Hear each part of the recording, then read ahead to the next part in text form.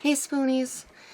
Before we get started, just let me tell you, it's been one of those days where everything can possibly go wrong, it goes wrong. I'm trying to set up the camera, it fell like 3 times. Like the tripod, the leg on it keeps wanting to fall down, so hopefully it doesn't do it again. And then we've gone days without the sunshine. So I go in my one filming spot, because the rest of the house is kind of dark. And yeah. So I'm going to do with what I got here. Bear with me. Let's hope this works out. Let's get started. I went online asking you guys to ask me questions. So I'm going to share your snaps today. For those on Snapchat, I bugged a little bit saying send me your questions. Because I know not everybody likes to be on video. Which I get that. Okay, one more thing before we get into that. I have this idea and I want you guys to know. I know, oh my god, Evie's got another idea, right? You know, here we try to keep it positive and happy and uplifting. And you know, some days we just can't do that. Some days we do have to vent, like I have talked to you guys before about. Well, I was thinking, how about I go live on Fridays and call it like Fess Up Fridays. I was gonna call it Whiny Wednesdays, but I don't think that's a good idea to do in the middle of the week. I think it could be hard for everyone to do, especially with Gracie's wrestling. That would be hard to keep it an ongoing thing. I thought, what about Fess Up Fridays, where we can go on there and we can have a glass of wine or we can have a cup of coffee, whatever we want. We can rant about whatever of the week and not judge anybody. Here, although it's a real small channel, I'm really happy how people are not so judgmental. So, but YouNow is an app. You have to have the app. You can just go on younow.com. Just don't forget Fibromom 11. It's where I can live stream and actually engage with you guys live. So you'll be able to talk to me and I can guest you guys, meaning if you wanted to, you could go on the screen and talk with me directly rather than you guys watch a video and then talk afterwards. But just like a weekly thing. So let me know what you think. Now let's get into the questions. If you guys are curious, here's my Snapchat. I don't normally allow the dogs on the bed because otherwise it makes my allergies act up. Come on. Say hi, Lola. You don't knock down the camera.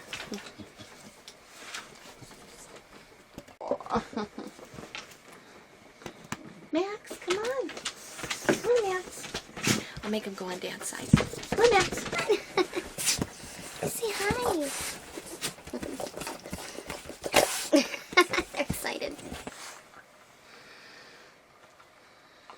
Alright, let's open up these snaps. Okay, we gotta let these guys see, okay? Most of them are not video, but you know, I understand. It seems like those things come along when you're least ready for them. Alright, Savannah. Oh, she's replying back. Okay, Tina. A Spoonie that's always commenting below. Hi Tina. She asks, Evie, how do you get through withdrawals from meds? I've been getting away from Lyrica. It's been terrible. Love ya. Love you too, Tina. She just commented to me on a snap. How do you get through withdrawals? Oh, those are miserable, and I've talked to her since she's been going through them. And Lyrica, you know, it seems like it either really helps people or it makes them miserable. And unfortunately, I know a lot of Spoonies that have been going through trouble with Lyrica. Even Mom, a lot of people put on a lot of weight. I don't know, there's just a whole list of problems. Maybe that's another video. I haven't gone on Lyrica myself, but because my mom, I know everybody's different. And it seems like if you have a mother that's gone through it or father, you have a bigger chance. Maybe that's just me thinking that, but I'm too afraid to try that, so I'm just gonna stay away from it.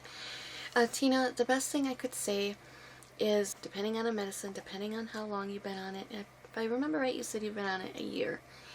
And then it also depends on how often you took it and at what dose. Withdrawals are hell. It's gonna make more pain, sweats, chills. I went through withdrawals and I was pregnant.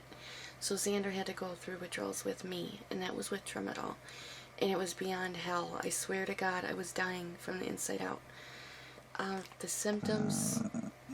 Oh...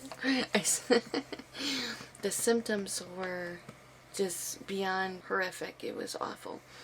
Anyways, A big thing is, doctor admitted to me that they never know the correct way to get a person off of a medication the correct way, because everyone is so different and because every situation is different. So if you're withdrawing really bad, where it's causing flare-ups and it's just miserable, you're not able to tolerate it at all, the best thing to do is get on the phone with your doctor's assistant, and say, hey, the withdrawals are way more than what they should be, and your doctor should only be bringing you down gradually. I don't know what it is for Lyrica, but let's say you're at 400. You're used to 400 milligrams 3 times a day. Then try to go 2 times a day for a week, and then maybe drop it down the next dosage. So like 300 milligrams 2 times a day. Do that for a week. And then the next week, still 2 times a day, but you drop it another 100 milligrams a week. You know what I mean? Just slowly, gradually bring it down so your body can be allowed to adjust to it. Okay? Because it's already hard with your chronic illness and the pain and stuff. It's already going to be tough. Okay? There's no easy way of withdrawing, but gradually going down is going to make it so much easier on you and your body. So make sure you get on the phone with your doctor, Tina, and see how they have you dropping off, because too much in that pain, it can do more damage too.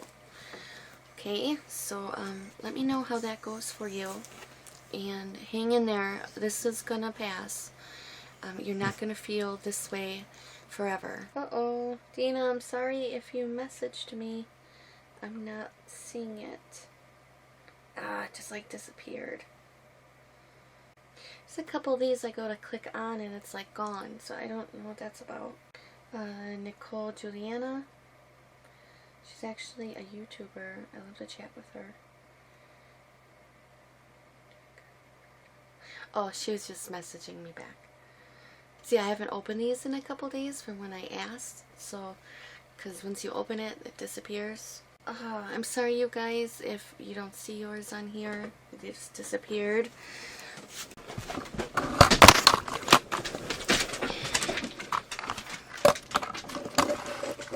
Should have known that was going to happen. Here's one from my girl Madge, and I believe she has a channel.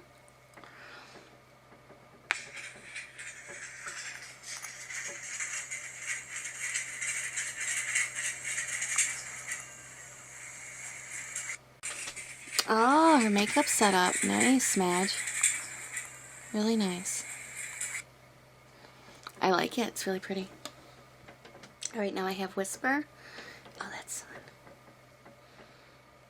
Hi, Fibromom. This is Whisper. I am going to ask, do you guys ever get rashes? Oh my god, yeah. When you have a flare-up? I get terrible rash. Also, I wanted to say I'm super excited that your daughter wants to wrestle. Our daughter wrestled from age 9 through 19 years of age and is a state champion. That's if you awesome. ever need advice, please come ask me. I'll do the best that I can to answer your questions, and make sure that she keeps a good, positive self-body image. Sure. That's, of course, if she wrestles on through into her teenage years. A lot of girls end up with eating disorders. Mine didn't, thank God. She's positive. Okay, I'll leave you alone. I must look like some sort of creeper or something. Anyways, I hope you're feeling well. Stay safe. Oh, Whisper, you're a sweetheart. Thank you. Sorry, you guys. I gotta get rid of some of my light here. Whisper, thank you so much. That was so sweet. I remember your comment, but I'm really happy you stamped me. That's awesome. Fortunately, right now, Gracie, I think you might be newer to my channel, but Gracie so far is very, very positive little girl, and I hope that continues, and I do my best to talk good about myself and not talk down on myself, because I know your little girl's listening and they're gonna catch on to that. So I do my best to give her the tools to be positive. So thank you, and I will definitely remember that. Here's one picture, you guys. I hope you can see that all right. But Gracie taking down a boy wrestling. I'm going, get him down. And Nate starts laughing. He's like, Evie, you getting into it, Mom? So, But she's really loving it. I'm going to do my best to support her. So I'm kind of curious to see how it shapes her as she grows. No, you're definitely not a creeper. I'm really sorry, you guys, for those that your video didn't show up. I just click on it and it's just like nothing there. It's really weird. So weird, you guys. See the Snapchat right there? And it says 2, like I have 2 more messages or videos, and I click on it, nothing's there. Alright, well, I am sorry, you guys, that your videos won't come up, but thank you for sending them anyways. Emailed, so my question is, do you have a morning routine? How do you develop it? Because I've tried yoga, and I did it 2 days in a row, and I have been having problems moving around since it's a real struggle because I love exercise, and I can't do it, thanks. Hey girl, I don't, oh, my leg fell asleep. Morning routine. I'm working on a healthier morning routine right now, and I know you have asked for me to do a video routine, so I'm going to figure that out. I'm not one of those magical YouTubers that wake up with a face full of makeup and my hair done perfectly. Just saying. As far as yoga, that was a part of my things in the morning. Like, if it's a bad day, I still at least stretch. It's all about that happy medium. The worst flare-ups, it's like impossible just to breathe.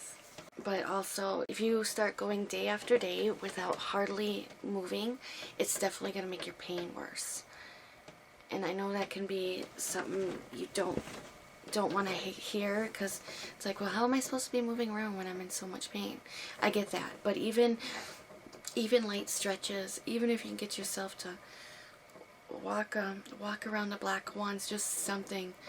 And as hard as it is to do, once you do it, it becomes better and you will see a difference in your muscles. But how long are these yoga sessions? Are they like an hour long? Because you don't want to go too long either. I can share some videos that I like to watch on YouTube that I do in the morning. If you're starting brand new, maybe not do it every day in a row, maybe like every other day. Keep it smaller sessions, and then once you adjust to that, then you can do a little bit longer. And then once this becomes your regular routine, then you can maybe go for one little walk around your block after yoga. You know what I mean? So it's you're kind of gradually growing on it. Not something wham bam and you're out, you know. Sorry you guys, I just cannot get comfortable. So I hope that helps you. I will make a video sharing those videos with you. You hang in there and I'll show you some exercises and even stretches, like I said, even starting out with stretches, because when you're in a lot of pain, your muscles are going to go like this. They're going to be so tight because you're dealing with pain. You know, think of it like, think of it when you get really mad about something. What does your body do? You like cramp up, right? And after an argument or something bad happened, then you're getting a headache, and then your shoulders are like throbbing, and they feel so tight, and your body's like this, right? How do you help that? You're rubbing those muscles, and then it'll work those knots out.